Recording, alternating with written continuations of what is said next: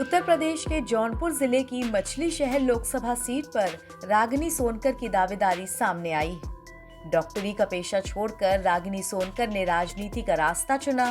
अभी वो समाजवादी पार्टी के टिकट पर मछली शहर विधानसभा सीट से विधायक हैं। वहीं मछली शहर लोकसभा सीट पर समाजवादी पार्टी का ही कब्जा है। सपा की युवा तेज तर्रार नेता प्रिया सरोज यहां से सांसद हैं।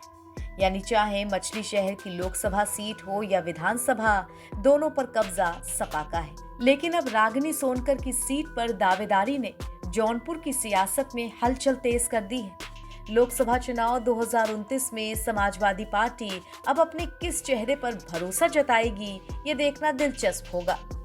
सपा के टिकट पर चुनावी मैदान में उतरी प्रिया सरोज ने 2024 के लोकसभा चुनाव में बीजेपी को करारी मात दी थी। लोकसभा में भी वो अपने करारे भाषणों से खूब चर्चा बटोर चुकी हैं। वहीं उत्तर प्रदेश विधानसभा में डॉक्टर रागिनी सोनकर की अक्सर चर्चा होती है। वो विभिन्न मुद्दों पर जोरदार तरीके से अपना पक्ष रखती हैं। तो अब जब लोकसभा और विधानसभा दोनों ही सीटों पर सपा का उम्मीदवार है, फिर मामला क्या है और ये कैसे इतना आगे बढ़ गया, आइए आपको बताते हैं।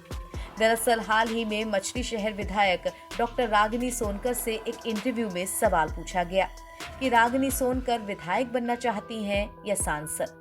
तो इस पर रागिनी सोनकर ने कहा कि बहुत बड़ा राजनीतिक परिवार नहीं है मेरा, मुझे इतनी बड़ी अपॉर्चुनिटी मिली और मैं सबसे युवा महिला विधायक के रूप में विधानसभा पहुंची। आगे अगर मुझ में काबिलियत होगी और जनता का विश्वास रहेगा तो जहां जनता चाहेगी वहां पहुंचाएगी।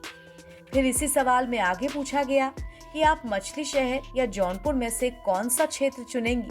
तो इसके जवाब में रागिनी सोनकर ने कहा कि मछली शहर मेरे दिल के हमेशा करीब रहेगा, मैं चाहूंगी कि यहीं से चुनाव लड़ूं। हालांकि इसके आगे वो कहती हैं कि समाजवादी पार्टी के अध्यक्ष अखिलेश यादव इस पर आखिरी निर्णय लेंगे। बस इसी बयान के बाद से अटकलें तेज हो गई हैं कि क्या रागिनी सोनकर उसी सीट से चुनाव लड़ना चाहती हैं जिससे प्रिया सरोज सांसद हैं।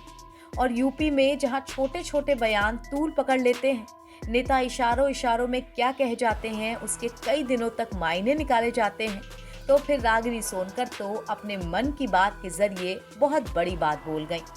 वैसे सवाल ये भी उठ रहा है कि क्या दोनों में कोई अदावत है, और इस पर प्रिया सरोज की सगाई की बात सामने आ रही है। क्योंकि करीब 3 महीने पहले प्रिया सरोज और रिंकू सिंह की जब सगाई हुई थी, तो इस ग्रैंड फंक्शन में अखिलेश यादव और डिंपल यादव समेत सपा के लगभग सभी बड़े चेहरे नजर आए थे।